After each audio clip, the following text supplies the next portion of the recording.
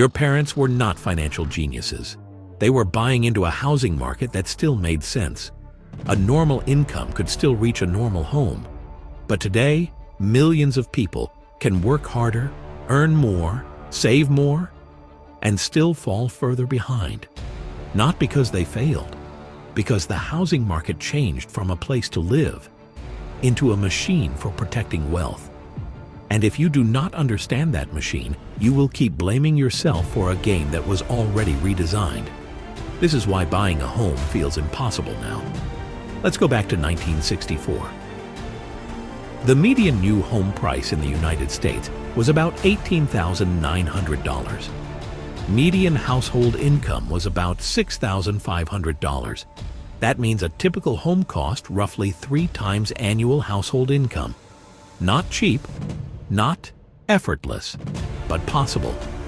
You could work, save, qualify for a mortgage, and still have a life after the payment.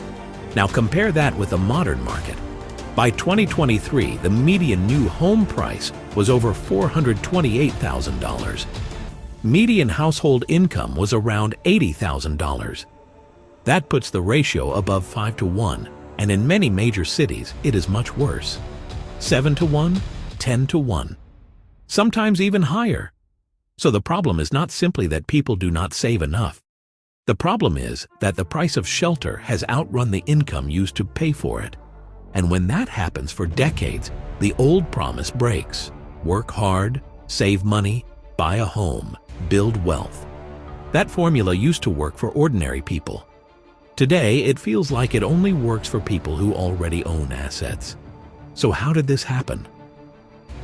It came from 3 forces stacked on top of each other: a shortage of homes, a financial system that inflated prices, and a mortgage trap that now freezes the market in place. The first force is the housing shortage. After the 2008 financial crisis, construction collapsed. Builders went bankrupt. Lenders became more cautious. Projects stopped. And the builders who survived learned one lesson: do not overbuild. Build fewer homes.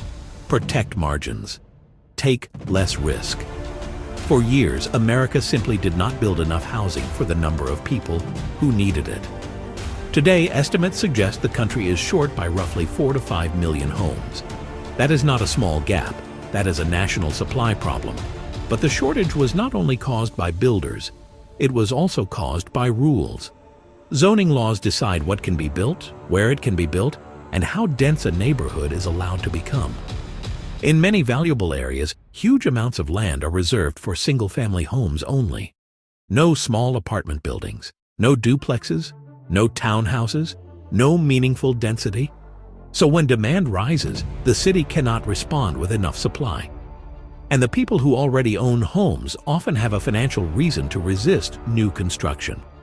More homes can mean more traffic, more change, more competition, and sometimes slower price growth.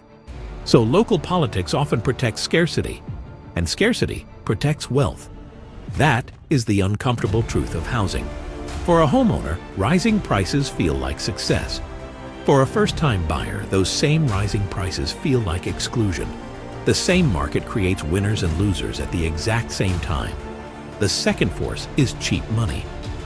After the 2008 crisis, the Federal Reserve cut interest rates close to zero and kept them low for years.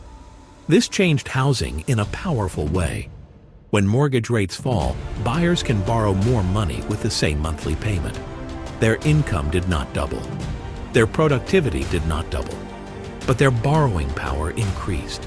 And when millions of buyers can borrow more, sellers respond. Prices rise. That is the part people often miss. Low rates do not only make homes easier to buy, they can also make homes more expensive. Then came the pandemic. Mortgage rates fell even lower. Remote work changed where people wanted to live. Families left expensive cities and moved into mid-sized markets: Austin, Phoenix, Boise, Tampa, Miami. Cities that once looked affordable were suddenly flooded with buyers carrying big city incomes. Bidding wars became normal. Homes sold in a weekend. Some buyers waived inspections. Some offered far above asking. Some bought houses they had barely seen. And for a moment, cheap money made everything feel possible. But it was a trap, because prices adjusted upward. Then the rates changed.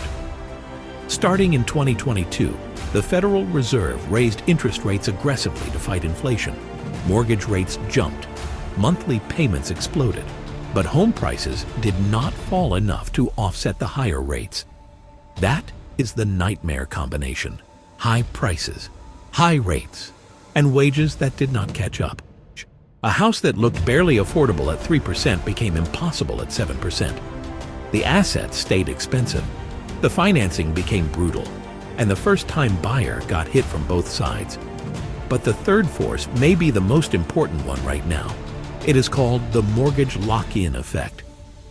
During the pandemic, millions of homeowners locked in mortgage rates around 2.5 or 3%. Those loans are incredibly valuable because they are almost impossible to replace. Imagine you bought a home with a 3% mortgage. Now you want to move. Maybe you had another child. Maybe your job changed. Maybe you want to downsize.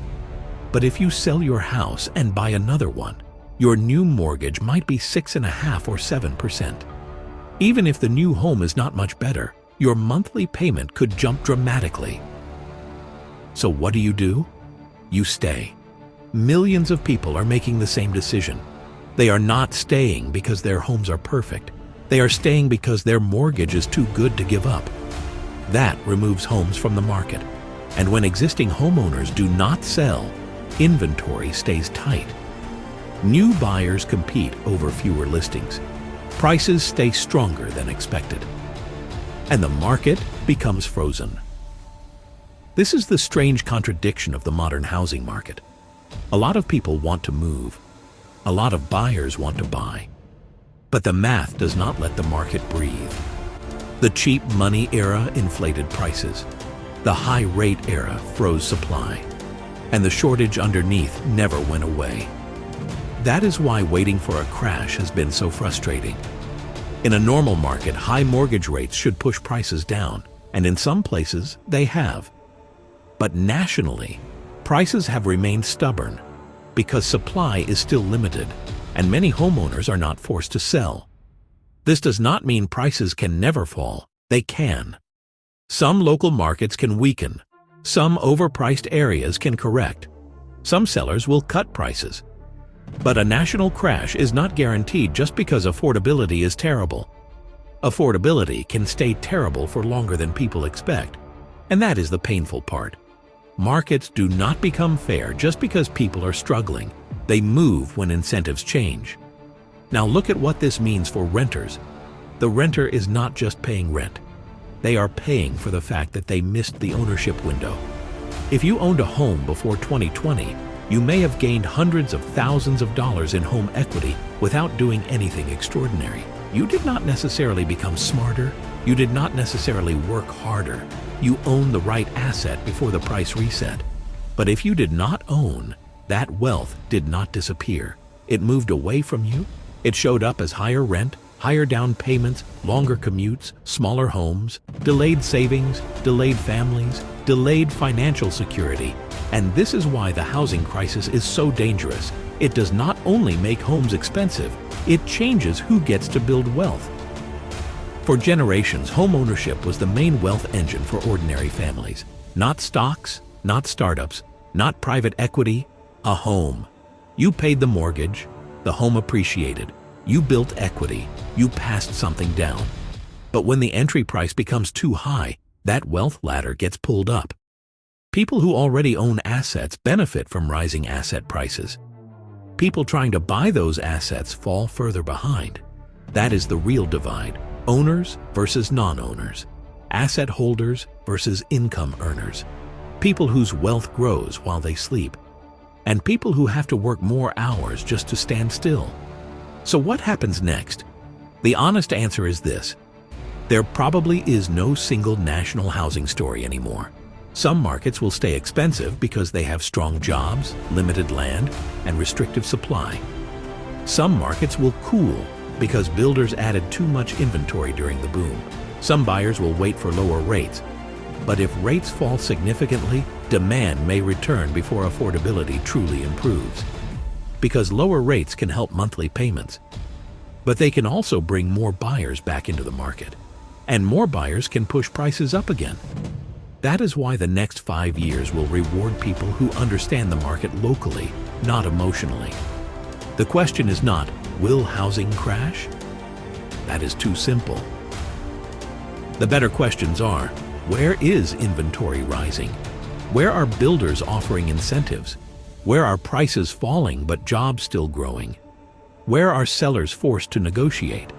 And where is the monthly payment safe even if your life gets harder? Because fear is a terrible financial advisor, and panic is not a strategy. The goal is not just to buy a home. The goal is to own a home without letting the home own you. That means understanding the system, supply, rates, inventory, local demand, your income stability, your actual monthly payment. Not the dream price, not the headline, not what someone on social media bought 3 years ago. The real number, the number that survives a bad month, the number that lets you sleep, the number that does not turn ownership into a prison. The old housing promise was simple: work hard, save money, buy a house. The new promise is harder. Understand the system, choose your market carefully, protect your cash flow, and never confuse ownership with freedom unless the math actually works. This is not a doom story, it is a map. And once you see the map, you stop asking why it feels impossible and start seeing where the real opportunities still are.